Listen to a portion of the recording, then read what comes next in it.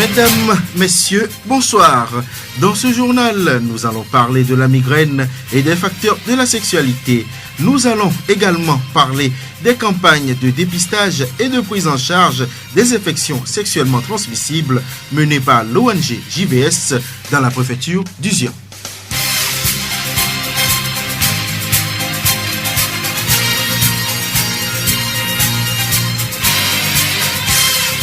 Radio Horizon à Thiéviers sur 101.1. Le développement des titres. Depuis mars dernier, l'ONG Le Jourdain Vie et Santé JVS est aux côtés des jeunes et adolescents de la préfecture du Zion. Ces agents font des descentes périodiques dans les différents villages pour sensibiliser les jeunes sur les infections sexuellement transmissibles et la santé sexuelle. Monsieur Tabata Basanga, chargé de suivi à l'ONG JVS, nous parle des activités menées sur le terrain ces 4 derniers mois.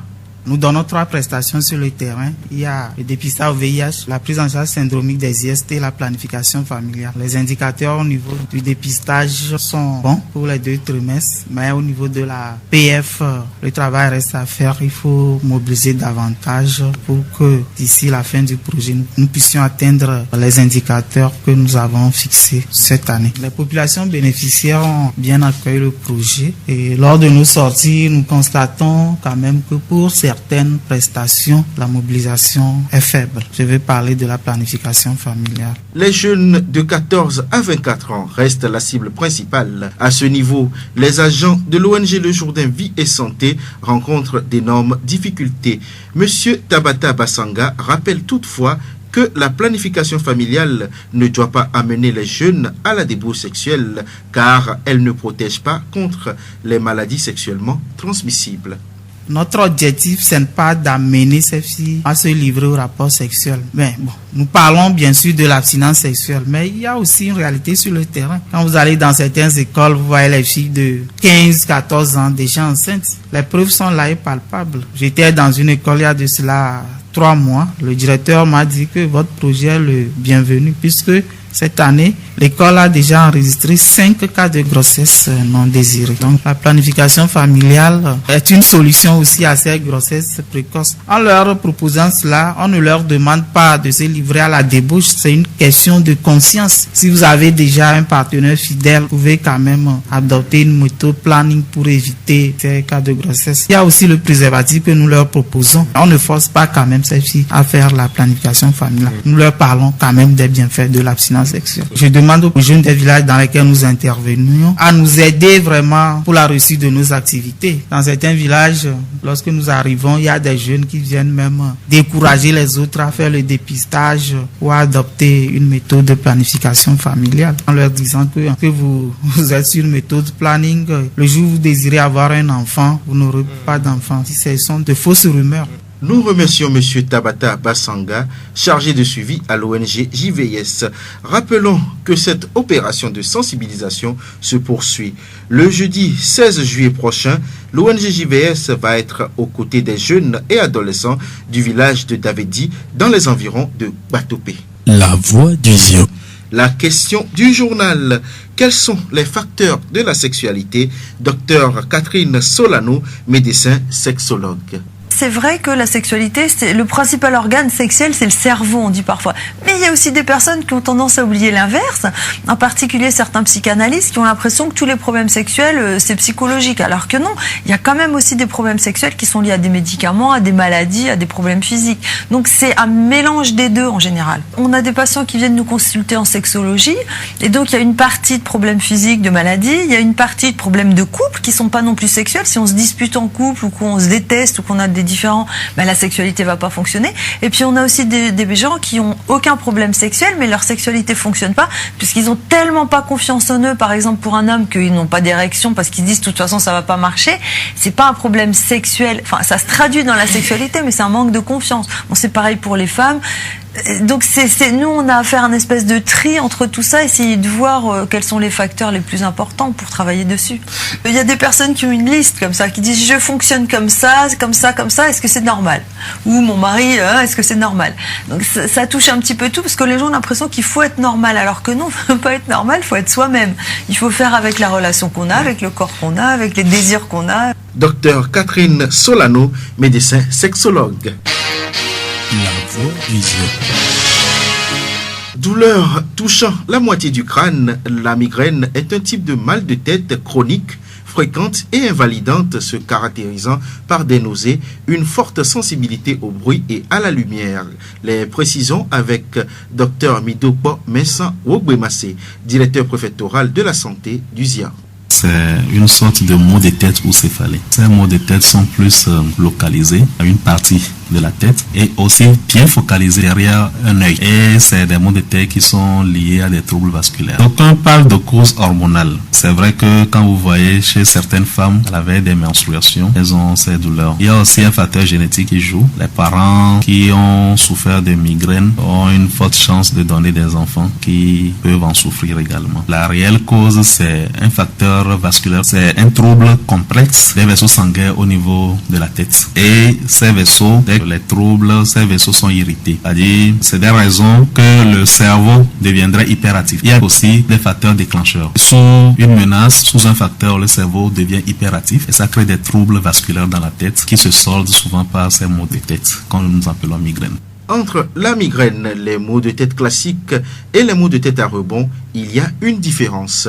Docteur Midopo. La migraine égale douleur vive, localisée à une partie de la tête et focalisée sur un œil, qui peut s'accompagner de aura. Quand on a les migraines, on a les troubles digestifs, c'est-à-dire nausées, vomissements. Mais dans les céphalées simples ou bien dans les maux de tête simples, il n'y a pas de nausées, il n'y a pas de vomissements. Il y a aussi des céphalées ou maux de tête rebond qui, des fois, prêtent à confusion par rapport à la migraine. C'est-à-dire que les gens qui sont habitués à prendre des antalgiques de grands paliers contre des maux de tête, dès que l'effet de ces antalgiques s'amenuise un peu, les céphalées reviennent en rebond. Quand ça revient, vous sentez de vives douleurs qui peuvent être localisées ou non. Mais souvent, vous les sentez dans les hémicrânes qui sont également rétro-oculaires sous les yeux et ça porte à confusion par rapport à la migraine. Comment peut-on prévenir et traiter les migraines, docteur Midopo?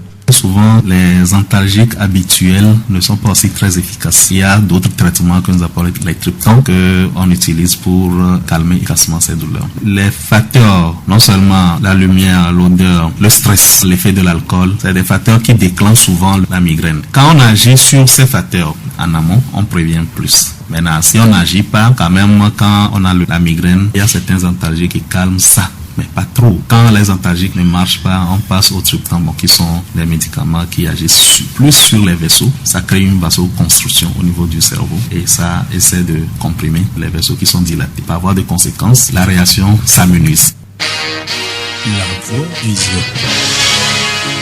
Nous revenons sur l'atelier de réflexion qui a réuni le corps judiciaire de Thiévié, les topographes dessinateurs du ZIO et les autorités de la préfecture du ZIO sur les problèmes fonciers. À cette séance de travail tenue le 15 janvier 2015 à Thiévié, les participants ont réfléchi aux solutions adéquates qui vont corriger le problème foncier dans notre préfecture. Les discussions ont abouti à une commission qui va œuvrer pour la réussite de ce processus.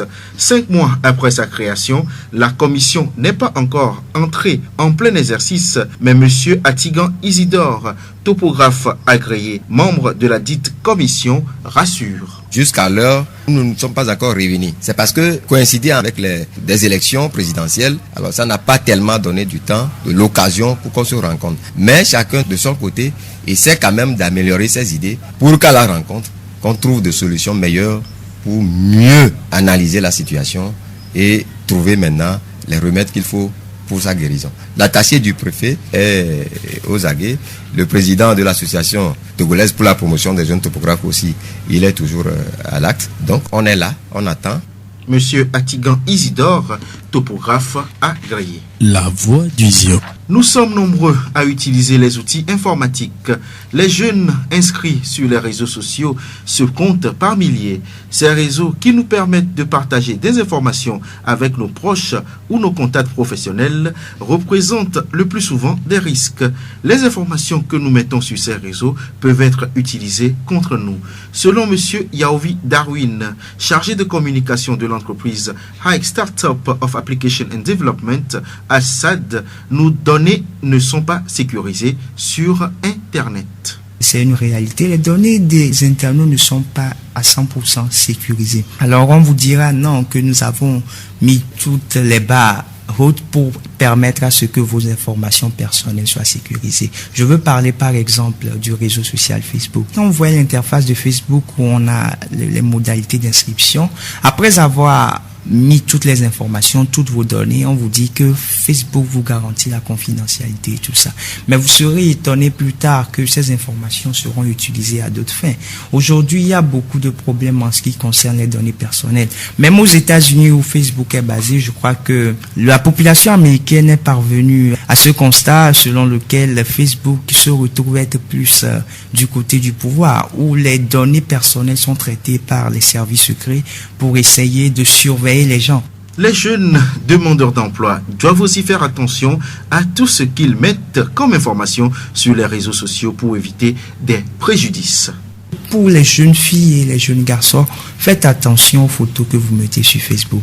Parce que vous savez, pour moi qui suis un employeur, je crois que il me suffira de taper votre nom sur Facebook. Et si je vois votre profil et que vous avez un profil qui vraiment est choquant, je crois que je ne pourrai pas vous engager. Parce que il y a une chose, la probité morale aussi fait partie d'un profil recherché par l'employeur. Donc faites très attention à tout ce que vous mettez sur Facebook. L'Internet, au fait, c'est une poubelle. C'est là-bas où vous aurez toutes les informations qui paraissent vraies. C'est là-bas aussi qu'il y aura des informations qui sont fausses. Il faut faire très attention quand vous vous mettez sur ces réseaux sociaux. Essayez d'avoir un peu de retenue. Essayez de minimiser les dégâts. Vous vous éviterez beaucoup de préjudices parce qu'il y a beaucoup de préjudices qui sont causés sur ces réseaux sociaux.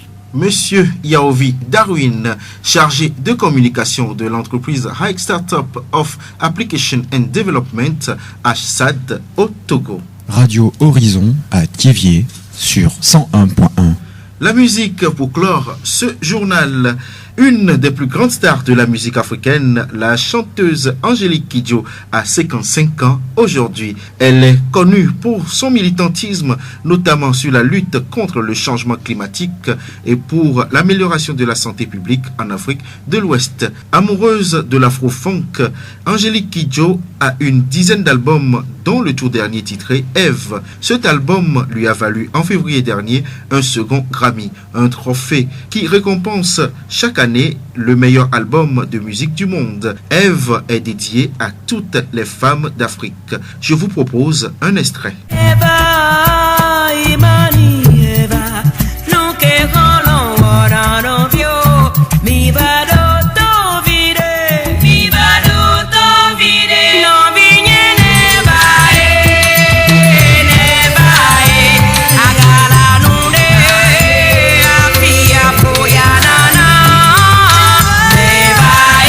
Angélique Kidjo est née le 14 juillet 1960.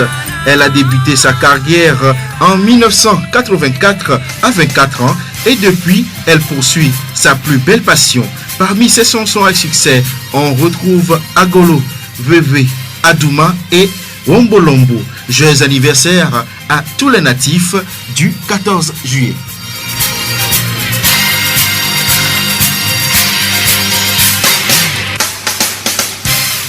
Gémir sur un malheur passé, c'est le plus sûr moyen d'en attirer un autre. William Shakespeare.